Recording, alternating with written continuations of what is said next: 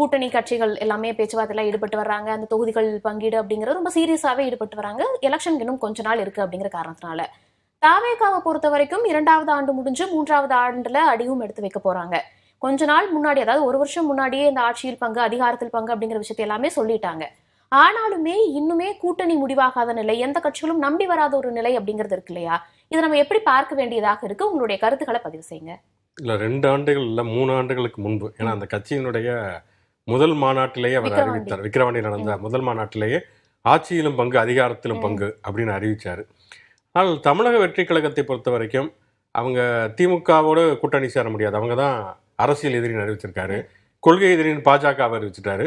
இருந்த ஒரே ஆப்ஷன் அதிமுக அல்லது காங்கிரஸ். இப்போ அதிமுக பாஜக கூட்டணிக்கு போயிட்டாங்க. காங்கிரஸ் வெளியில் வருமா இல்லையா அப்படிங்கிற ஒரு ஊசலாட்டம் இருந்தாலுமே கூட அது வருவதற்கான வாய்ப்புகள் ரொம்ப குறைவு. அப்படிங்கிறப்ப இப்போ ஆட்சியிலும் பங்கு அதிகாரத்திலும் பங்கு அப்படிங்கிறப்பயே விஜய் என்ன சொன்னான்னா, எங்களுடைய தலைமையில் தான் கூட்டணி அப்படின்னார். அப்படின்னா அதிமுக அதில் வருவதற்கான வாய்ப்புகள் கிடையவே கிடையாது. ஏன்னா எடப்பாடி பழனிசாமி முதல்வர் வேட்பாளராக அவர் அறிவிக்கப்பட்டு விட்டார். அதிமுக தமிழ்நாட்டை அதிகம் ஆண்ட கட்சி.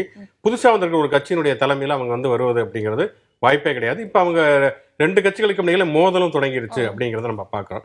அப்போ அவர் டார்கெட் பண்ணது என்ன அப்படின்னா, பொதுவாக என்ன பொறுத்த வரைக்கும் தாவேகா வந்ததுல இருந்தே அவங்க தனித்து நிற்பார்கள் அப்படிங்கிறது தான் என்னுடைய கருத்து. ஏன்னா இங்கே விஜயகாந்த் வந்தப்ப தனித்து தான் வந்தார், கமலஹாசன் வந்தப்ப தனித்து தான் வந்தார். இப்போ ஒரு கட்சி முதலாக வருகிறது, அதுவும் ஒரு சினிமா உன்னுடைய விஜய்க்கு இருக்கக்கூடிய ஒரு கவர்ச்சியை மூலதனமாக கொண்டு இருக்கக்கூடிய ஒரு கட்சி முதலாக வர்றப்ப அவங்க தனிச்சு என்னதான் அவங்களுடைய வாக்கு வங்கி எவ்வளவு அப்படிங்கிற பலம் அவங்களுக்கும் தெரியும், மற்றவங்களுக்கும் தெரியும். அதை வச்சு அடுத்தடுத்த தேர்தல்களில் அவங்க ஒரு நெகோசியேஷன் பண்ணி அலையன்ஸுக்கு போகலாம்.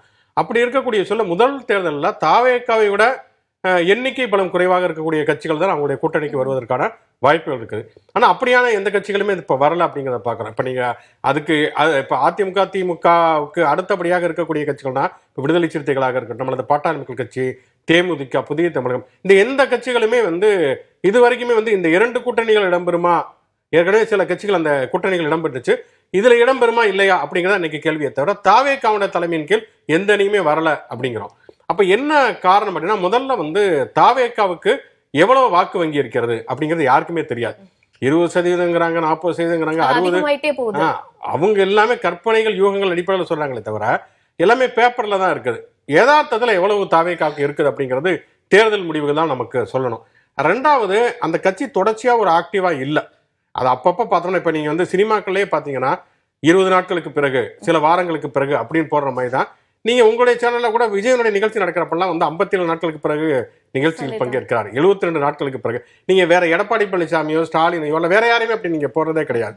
விஜய்க்கு மட்டும் பார்த்தீங்கன்னா ஒரு குறிப்பிட்ட இன்டர்வலுக்கு இடையில தான் அவர் நிகழ்ச்சிகளுக்கே பங்கெடுக்கிறாங்கிறப்ப அவருடைய கட்சி தொடர்ச்சியான ஒரு இயங்கிக் கொண்டிருக்கக்கூடிய ஒரு கட்சியாக இல்லை. அப்படிங்கிறப்ப இதை நம்பி எப்படி ஒரு கூட்டணியை தலைமை தாங்கி வருவது அப்படிங்கிற தயக்கம் மற்ற எல்லா சிறிய கட்சிகளுக்குமே இருக்கிறது. அதனால அந்த கூட்டணிங்கிறது இன்னுமே சரியாக அமையவில்லை. அவங்களுக்கு வாக்கு வங்கிய பொறுத்துதான் கொஞ்சம் டிசைட் பண்ண முடியும் அப்படிங்கிறதையும் அவர் சொல்லியிருக்காரு. அதாவது ஒரு ப்ரூவனான ஒரு விஷயம் அங்க இல்ல, அதனால ஒரு கூட்டணி முடிவாவதுல கொஞ்சம் சிக்கல் இருக்கு அப்படிங்கறத பார்க்க வேண்டியதாக இருக்கா? இல்ல, என்னன்னா காங்கிரஸ் தாவேகாவோட கூட்டணி வைக்கும்னு காங்கிரஸ் தான் சிக்னல் கொடுத்தது. தாவேகா சைட்ல இருந்து எந்த சிக்னல் இல்லை. இப்போ தேமுதிக இன்னைக்கு காலையிலிருந்து விஜயோட சேரப்போகுதுன்னு சொல்லி நிறைய உலாவிட்டு இருக்கு. அதுக்கும் தாவேகா எந்த விதமான எதுவும் செய்யல. தாவேகாவை பொறுத்த வரைக்கும் அது கூட்டணிக்கு போக முடியாது, அதுதான் அதோட டிசைன். அவங்க இருந்தாலுமே அந்த பின்னாடி இருக்கக்கூடிய அந்த இளைஞர்கள் கூட்டணிக்கு போக முடியாது அந்த கட்சியால. ஏன்னா இந்த 2 அரசியலையுமே பார்த்து வெறுப்படைஞ்சு ஒரு இயக்கத்துக்கு பின்னாடி திரண்டிருக்கவங்க தான் தாவேகால இருக்காங்க. அவங்களுக்கு இந்த அரசியல் நடைமுறைகள், அதாவது பழக்கங்கள் எல்லாமே இது வரைக்கும் இந்த கட்சியிலிருந்து எலெக்ஷன் வந்தால் அந்த கட்சிக்கு போவார், இங்கே இருக்கவர் அங்கே வருவார். இதனால் வரைக்கும் போன மாதம் வரைக்கும் திட்டிக்கிட்டு இருந்தவர் இந்த மாதம் போய் பங்காளி சண்டைன்னு சேர்ந்துக்குவார். இதெல்லாமே அரசியல் பழக்கம். இந்த பழக்கங்கள் எல்லாமே அவங்களுக்கு வெறுப்பாக இருக்குது. இந்த பழக்கங்களை அவங்க விரும்பலை. அப்போ இது இல்லாத ஒரு அணி எனக்கு வேணும்னு ஒவ்வொரு தடவையும் ஒரு பெருவாரியான மக்கள் கூட்டம் நம்பி யார் பின்னாடியாவது போய்கிட்டே தான் இருக்கு. அப்படி இன்றைக்கு இருக்க இளைஞர்கள் பெருவாரியா விஜய் பின்னாடி போய் நிற்கிறாங்க. கூட்டணிக்கு போக மாட்டாங்க அப்படின்னு நீங்க சொல்லும் போது, ஆனா அவங்க பேசும்போதே ஆரம்பத்துல கூட்டணிக்கோட அந்த ஆட்சியில தான் நாங்க இருக்க போறோம், ஆட்சியில் பங்கு கொடுக்க போறோம், அதிகாரத்தில் பங்கு கொடுக்க போறோம், அப்படியே ஒரு டிக்ளரேஷன் அப்பவே கொடுத்திருந்தாருல, அதை நம்ம பார்க்கணும் இல்லையா? இல்ல, அதான் என்னன்னா ஒரு கட்சி டிக்ளேர் பண்ணுது, டிக்ளேர் பண்ணாலும் அதை நோக்கி செல்ல முடியுதா? அதால அதாவது வந்து நீங்க இவ்வளவு தூரம் உங்களுக்கு வந்து பிரச்சனைகள்ல ஒவ்வொரு தடவையும் ஒருத்தர் வந்து கரூர் பிரச்சனையில கொடியாட்டிட்டாரு, இன்னொருத்தர் வந்து இது பண்ணிட்டாரு, எவ்வளவோ வாய்ப்புகள் வந்து உங்களுக்கு வந்துருச்சு. வந்த வாய்ப்புகளை பூரா ஏன் தாவேக்கா நிராகரிச்சுக்கிட்டே இருக்கு? என்ன காரணம்? அப்போ நீங்க வந்து இதுக்குள்ள போயிட்டீங்கன்னாலே நீங்க அடிபட்டுருவீங்க. அப்போ இந்த எலெக்ஷனுக்கு தாவேக்கா கூட்டணிக்கு போக முடியாது. அப்ப கூட்டணிக்குள்ள போகலன்னா அத நட்பு சக்திகளா இல்லாலும் தனித்து நான் வந்து வெற்றி பெறுவேன் அப்படின்னு சொல்றத ஓரளவு ஆமா, அதை தான் விரும்புறாங்க அவங்க. அதாவது ஜெனரேஷன் ஒரு சேஞ்ச், ஒரு பொலிட்டிக்கல் சேஞ்ச் வர விரும்புது. நீங்க வந்து என்னவா கூட்டணி சேர்ந்து இருந்தாலுமே இப்ப திமுக கூட்டணியிலே எடுத்துக்கோங்க, அதிமுக கூட்டணிக்குள்ளே எடுத்துக்கோங்க, 2 பேருக்குமே ஏகப்பட்ட முரண்பாடுகள் இருக்கு. இருந்தாலும் ஏன் ஒன்னா இருக்காங்க? ஒரு அரசியல் லாபத்துக்காகத்தான் ஒன்னா இருக்காங்க. அந்த லாபத்துக்காக நீங்க ஒரு 3 மாசம் எங்க தலையில மிளகா அரைச்சிட்டு திரும்ப மறுபடியும் போய் இதாக்குவீங்களா?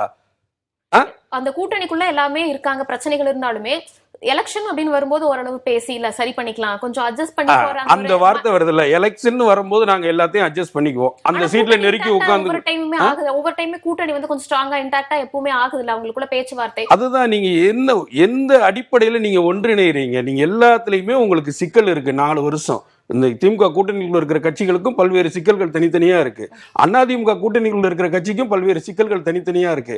எல்லா சிக்கலையும் மறந்துட்டு ஓட்டு வாங்கி ஏமாத்துக்கிறதுக்கு மட்டும் நாங்க எல்லாம் மொத்தமா சேர்ந்துக்கிருவீங்கன்னா இப்போ அந்த வெறுப்பு வருது இல்ல. அது வந்து நீங்க ஒரு ஜெனரேஷன் வரைக்கும், எனக்கு 35 வயசுக்கு மேல இருக்கிறவங்களுக்கு நாங்க பார்த்து பழகிட்டோம். பழகுனதுக்கு எங்களுக்கு வந்து பெருசா தெரியல. எலெக்ஷன் நேரம் வந்தா இப்படி மாறிக்குவாங்க, இப்படி போய்க்குவாங்க, இது ரெகுலரா நடக்குதுப்பா இந்த மாநகர அரசியல், இதெல்லாம் நடக்கும்னு எங்களுக்கு தெரியும். புதுசா இருக்கிறவன் அவன் ஏன் நியூ ஓட்டர்ஸ் ஏன் அதை சகிச்சுக்கணும்? இவர் சொல்ற மாதிரிதான் இப்ப நிலைமை அப்படிங்கிறது இருக்கா? இப்ப என்டிஏ கூட்டணி எடுத்துக்கிட்டோம் அப்படின்னா ஒட்டுமொத்தமா திமுகவுக்கு எதிராக தான் நாங்க இருக்க போறோம், ஊழல ஒதுக்க போறோம் அப்படிங்கிற மாதிரி விஷயங்கள் எல்லாமே சொல்லி இருக்காங்க. இப்ப இவர் ஒரு பக்கம் பார்க்கும்போது அதெல்லாம் நடக்காது, கூட்டணி எல்லாம் இல்லாம தான் தாவேக்கா போட்டி போட போறாங்க அப்படின்னு சொல்லும்போது இதை நம்ம எப்படி பார்க்கணும்?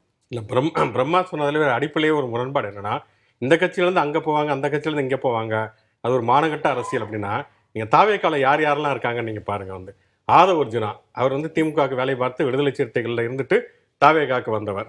அதே மாதிரி பார்த்தீங்கன்னா சிடி நிர்மல்குமார், அவர் வந்து பாஜகவில் இருந்து அதிமுகவில் இருந்து தாவேக்காக்கு வந்தவர். செங்கோட்டையன் அதிமுகவில் இருந்துட்டு அதிமுகவில் இருந்து பிரிந்து போனவங்களாம் ஒன்றிணைக்க போறேன்னு சொல்லிட்டு இதுக்கு நேரடியாக போய் அமித்ஷாவை பார்த்துட்டு அதற்கு பிறகு தாவேக்காக்கு வந்தவர். அப்போ இது வந்து நீங்கள் மாநகட்ட அரசியல் நீங்கள் வந்து அளவிட முடியாதா? அப்போ என்னன்னா பிரச்சனை அது கிடையாது. இன்னொன்று வந்து தாவேக்கா தரப்புல இருந்து கூட்டணிக்கான சிக்னலே வரலாம் சொல்ல முடியாது. கரூர் சம்பவத்தில் வந்து அவங்களுக்கு ஒரு நெருக்கடி வந்தப்ப முழுமையாக வந்து அதை ஹேண்டிலே பண்ண முடியாம ஒட்டுமொத்தம் அப்ஸ்கேண்ட் ஆனாங்க. விஜய் உட்பட வந்து விஜயனுடைய ஒட்டுமொத்த கட்சியுமே தலைமறைவானது. அப்படி இருக்கக்கூடிய சூழல்ல எடப்பாடி பழனிசாமி அதிமுக தான் அவங்களுக்கு ஒரு ஆதரவு குரல் கொடுத்தாங்கிறப்ப அவங்க போய் அந்த கூட்டத்தில் தாவேக்காவுடைய கொடியை ஆட்டினாங்க, எடப்பாடி பழனிசாமியை வரவேற்று பேனர்லாம் வச்சிருந்தாங்க.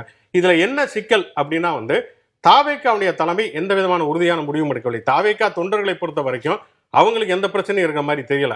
தாவேக்காவுடைய தலைமையை பொறுத்த வரைக்கும் அவங்க எந்த விஷயத்திலுமே உறுதியான முடிவு நிலைப்பாடு அப்படிங்கிறது எடுக்கல அப்படிங்கிறதா இதுல இருக்கக்கூடிய ஒரு பிரச்சனை.